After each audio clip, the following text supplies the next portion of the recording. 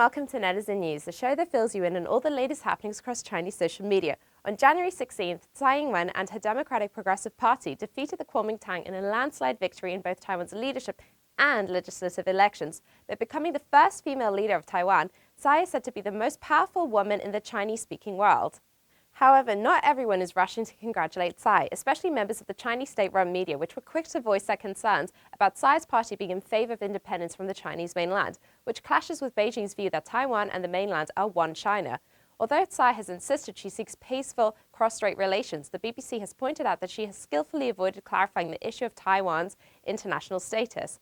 The Global Times noted, "We hope Tsai can lead the DPP out of the hallucinations of Taiwan independence and contribute to peaceful and common development between Taiwan and the mainland." Similarly, Xinhua claimed there is no denying that the DPP's return rule poses grave challenges to the cross-strait relations. So what do netizens think of Tsai? Well, although Tsai emerged as the most popular candidate in Taiwanese elections, she is surprisingly not as popular among Chinese netizens. There are scores of unfavorable posts about the politician on Weibo. One of them writes that the Taiwanese people will soon regret electing Tsai. Just in order to demonstrate how unpopular Tsai is among Chinese netizens, in November last year, Facebook was temporarily unblocked for a day in the Chinese mainland, a technical glitch supposedly brought on by the mass of the net users participating in China's Double 11 Singles Day online shopping event. According to the Taipei Times, within the space of that day, netizens used this opportunity to flood Tsai's Facebook page with 80,000 posts criticizing the politician as well as commending Taiwan's pro-independence movement.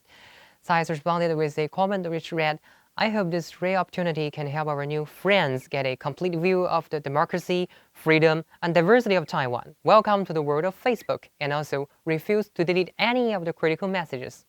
So why do netizens appear to dislike Tsai so much? Well, most of this boils down to the fact that Tsai's party, the DPP, tilts towards Taiwan's independence, a prospect which is unacceptable for many in the mainland. For example, a Weibo post by Shuai Xiaopeng scorchingly underlines that anyone who supports Taiwan's independence is committing a serious sin. Hence, many Chinese netizens are concerned about how the new leader of Taiwan will affect the future cross-strait ties. In fact, according to courts, on the 20th of January at 7 p.m., a wave of netizens again leapt over China's Great Firewall with the help of VPN and bombarded the Facebook pages of Tsai as well as those of independence-minded media like Hong Kong's Apple Daily and Taiwan's Stanley News with anti-independence and pro-China comments. In just 8 hours, a recent post by Tsai had already notched up almost 40,000 comments. Furthermore, many netizens argue that if Tsai does push for independence and ruins cross-strait relations, she will greatly damage Taiwan's economy as the mainland is the island's largest trading partner. Tsai has a PhD in law from the London School of Economics and has worked as a law professor as well as held government positions such as a trade negotiator, enabling Taiwan's admission into the World Trade Organization, and also a national security advisor to the KMT former leader Lee Chang-hui. Despite all this, most netizens doubt she can strengthen the island's economy. Hence, when an online survey by Huanqiu.com asked, "Do you think Tsai can properly develop Taiwan's economy?" a striking 94% of netizens vote no. On the 19th of January, The Telegraph wrote that by becoming Taiwan's first female ruler, Tsai Ing-wen had already broken remarkable new ground, but claimed the even greater challenge that lies ahead of her now will be to prove almost on a daily basis that her gender is of no consequence to governing Taiwan, where many of the people in positions of power are still older, conservative, and male. So do you think netizens may doubt her ability because she's a woman? Well, actually, her gender does not appear to be much of an issue among China's social media users. For example, an anonymous user wrote, "Politicians are politicians, gender is irrelevant."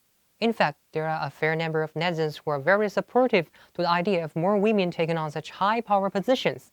Hence, a Weibo comment by Leon reads, "Well done to all female politicians who deserve my utmost respect. They're the strongest ones who are willing to challenge the social order dominated by men." So what do you think of Tsai's victory? Does she have what it takes to be a successful leader? How will she impact cross-strait relations? Let us know what you think on Twitter. Bye-bye.